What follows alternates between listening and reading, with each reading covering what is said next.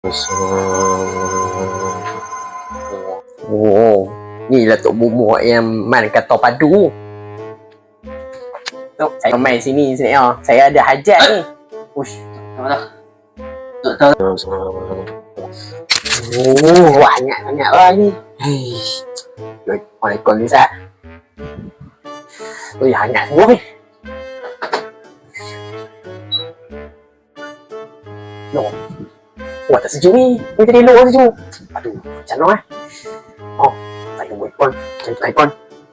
Oh, sepik ada nombor aircon penaga ni. Call dulu Sat. Oh, hello. Ni aircon penaga. Ya cik, aircon penaga. Ni, aircon saya tiba-tiba tak sejuk ni. Pagi tadi elok sejuk. Ya, duduk pelik ni. Boleh baca tak? Boleh cik share kedudukan unit indoor dengan outdoor dulu? Ha? Apa dia?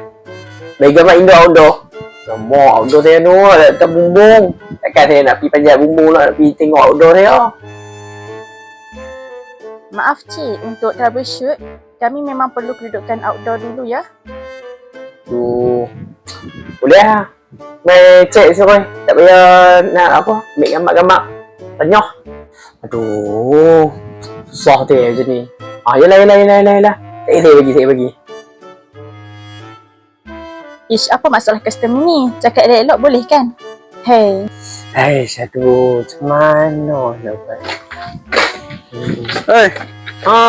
Siapa terbenung ni jauh sangat So lah, tengok fikir pasal masalah aircon. Aircon aku tiba-tiba panas. Pagi jadi elok sejuk. Aircon penaga macam mana?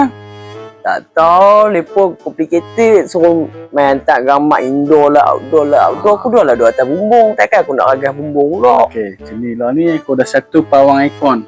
Ni orang kata terbaik di Malaysia punya. Memang cun lah, memang Betul lah. TikTok. Jom, ikut aku.